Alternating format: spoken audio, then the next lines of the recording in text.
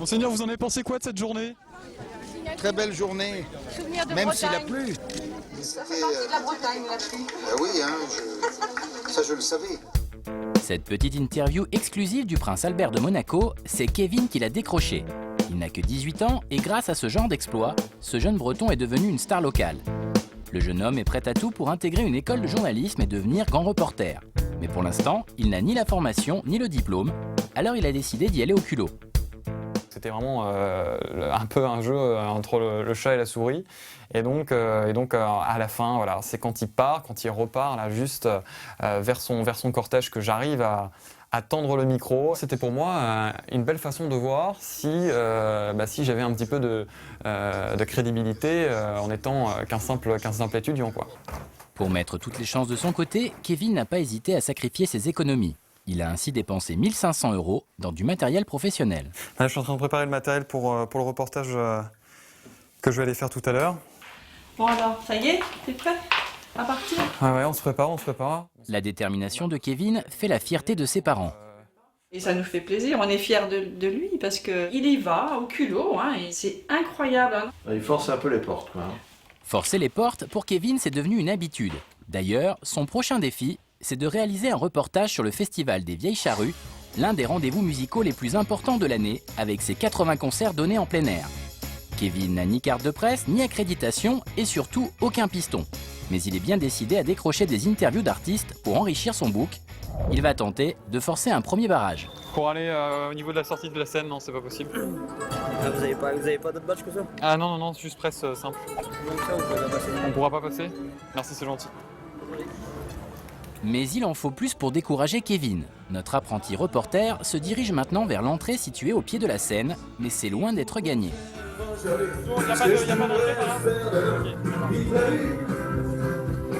va être très difficile à mon avis, mais bon, on va tenter, on va bien voir.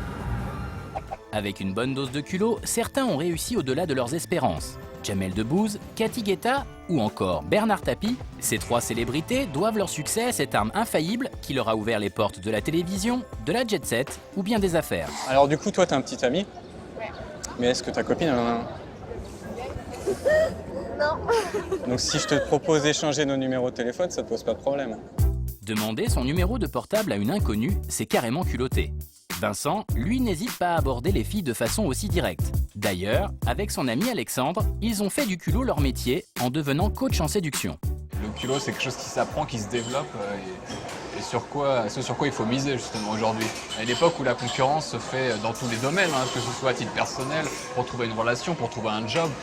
Même pour des professionnels, le culot, ça ne marche pas à tous les coups.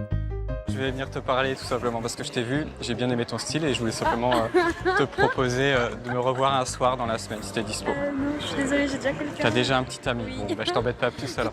Il y a une chose que je ne fais pas moi, c'est insister. C'est-à-dire qu'à partir du moment où la fille manifeste un refus, j'insiste pas, c'est son choix, je respecte, je vais pas aller essayer de gratter un truc, machin.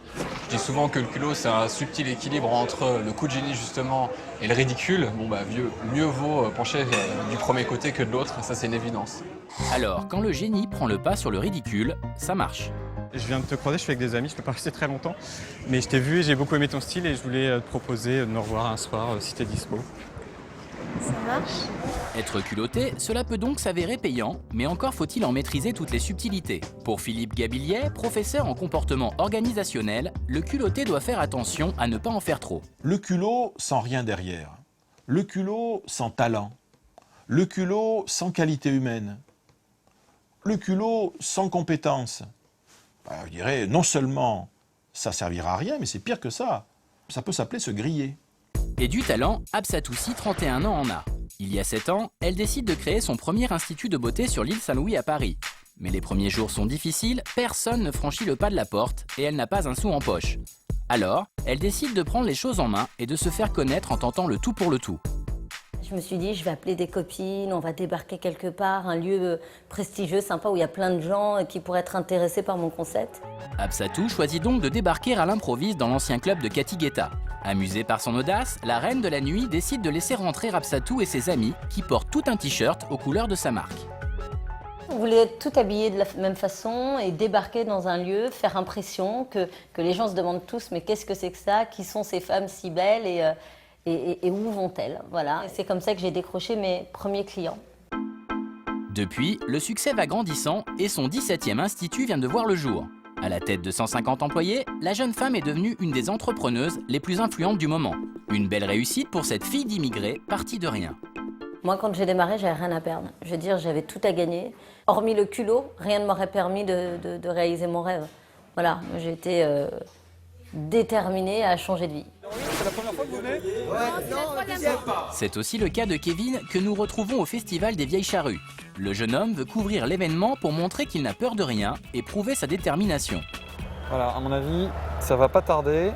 Derrière ce grillage, Kevin attend la sortie de scène de Thomas Dutronc pour obtenir une interview, mais le chanteur ne passe pas à l'endroit escompté. C'est raté pour cette fois, mais il n'a pas dit son dernier mot. Kevin essaye une nouvelle fois de pénétrer en coulisses. Bonjour, excusez-moi, est-ce que ce serait possible d'avoir 2 petits mots très rapidement? C'est pour... moi, je suis étudiant en journalisme. Son coup d'audace s'avère payant puisqu'une des chanteuses du groupe, Brigitte, accepte son invitation avec le sourire, malgré la réticence de l'attaché de presse. Quels sont vos projets? Alors on est en tournée jusqu'à la fin décembre. On commence une tournée à l'étranger. En fait, notre album est sorti au Canada. Merci. Première interview un petit peu exclusif, donc c'est plutôt bien, ça sent plutôt bon pour le reste des Vieilles Charrues, donc voilà. Une bonne nouvelle et comme quoi le culot fonctionne. À tel point que Kevin va enfin pouvoir concrétiser son rêve, une grande école de journalisme vient de l'accepter. Qui sait, son culot l'emmènera peut-être un jour aux commandes du 1945 sur M6.